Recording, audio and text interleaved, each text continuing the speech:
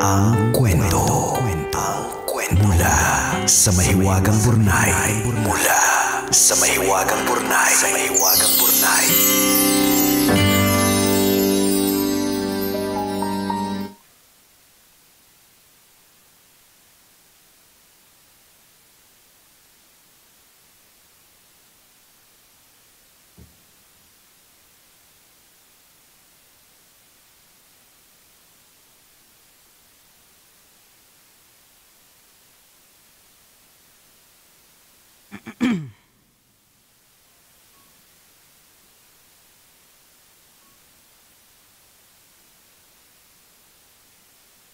Dear Nicole and Diego, itago niyo na lang ako sa pangalang Jason.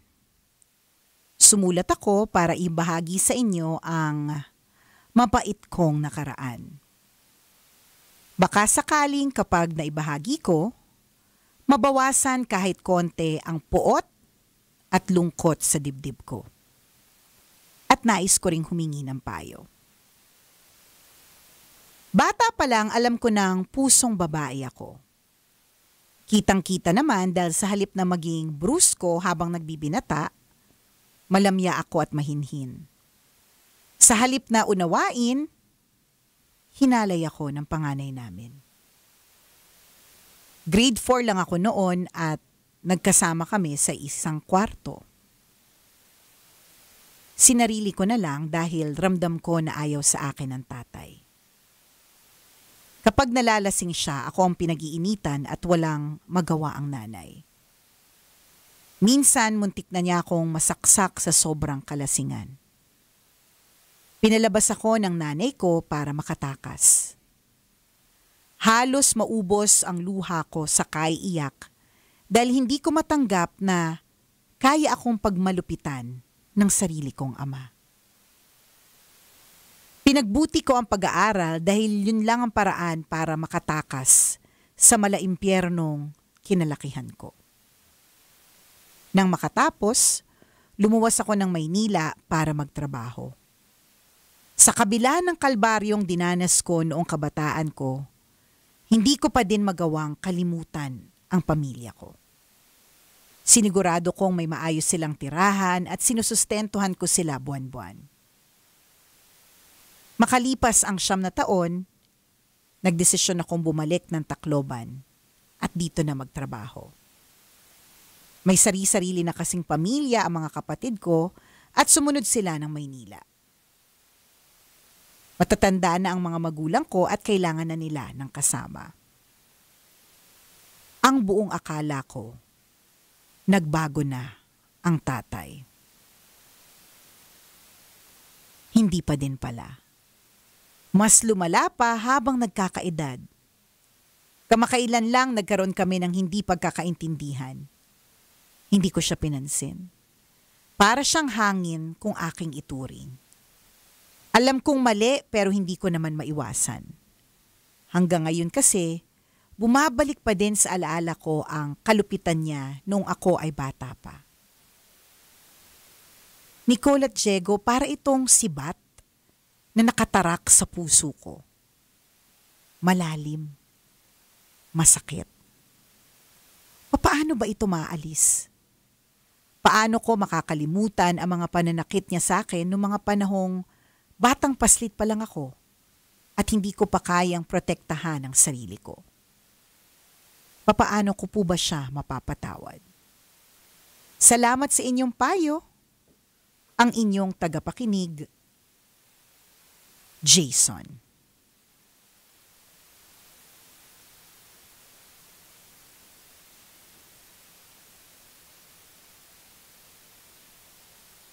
Ano ba yan?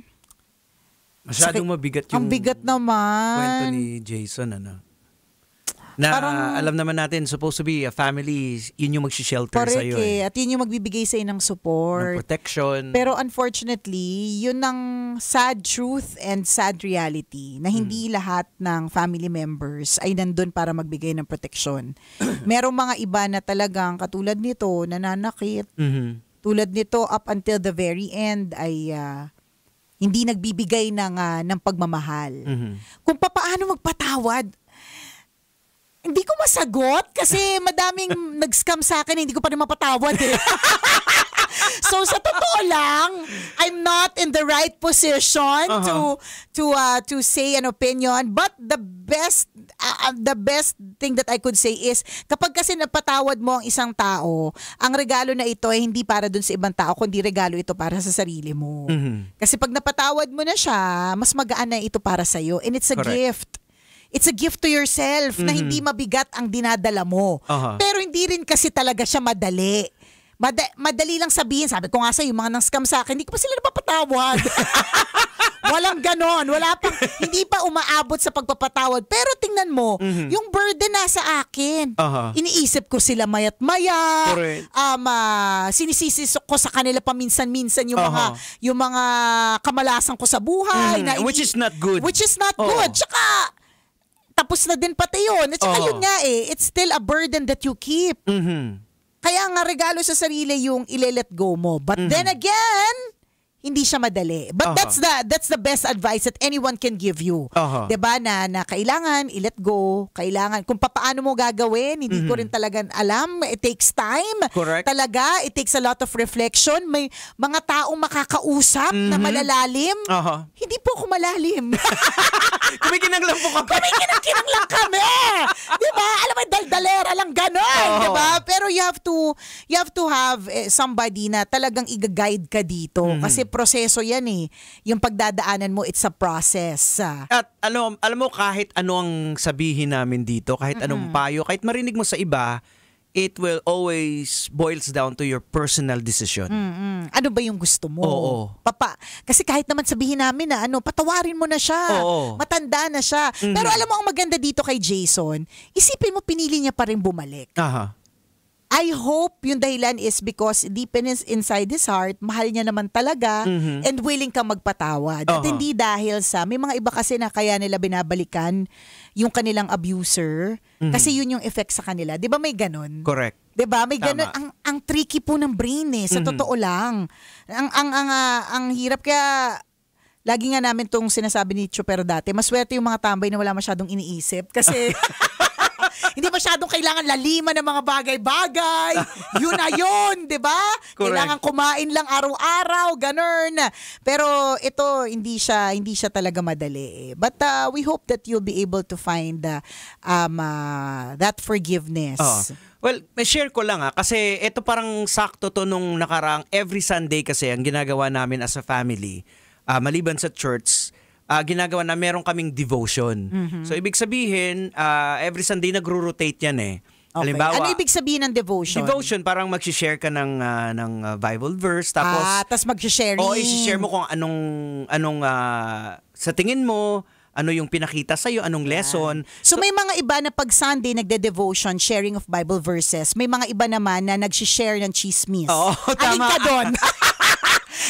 Ito sa amin, as a family. Ayan. Sa loob doon ng bahay.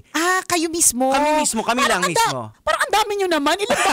Di ba tatlo lang kayo? Bali, 4 kami. Ayan, so kasama yung kapatid ni Let. Okay. Sa amin. So kayo, may ganun kayong time. Every Sunday ginagawa namin nice. yun. Okay. So parang naalala ko lang na isa sa mga shinare doon na nakalimutan ko lang yung Viber para nasa Colossians siya na when it comes to sa pagpapatawad, ang sabi niya, patawarin nyo, bear with each other, patawarin nyo ang isa't isa, kagaya ng kung paano kayo pinatawad ng Panginoon. Ang hirap naman po, Lord!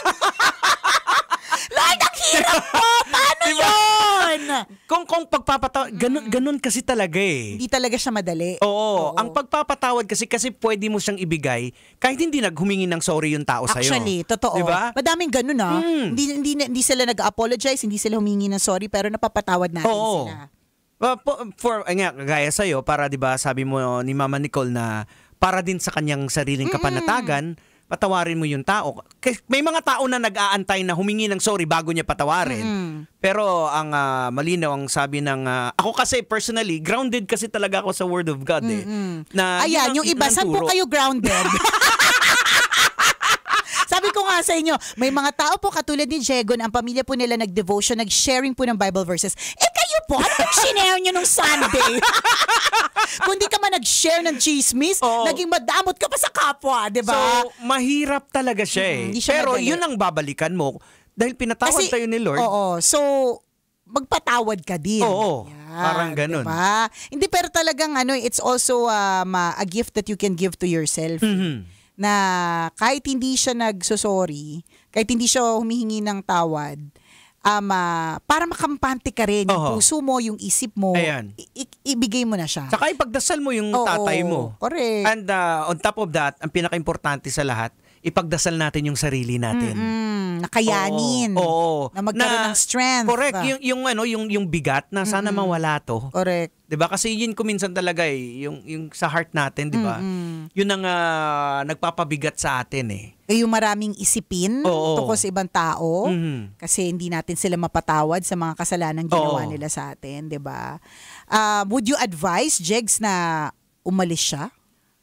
Well, kung kakayanin niya. Oo. Kakayanin niya. Pero hindi kung aalis ka naman at sa tingin Lahat lagi mo rin namang iisipin. Dahil nga, concerned ka rin din sa kanila. Tingnan mo, actually, si Jason na nakikita namin sa'yo, you're very much concerned eh. Kaya lang talagang mayroon tayong mga childhood trauma. Di ba? Kaya nga sabi ko nga sa'yo, Jegs, hanggang ngayon, napakahilig ko sa mga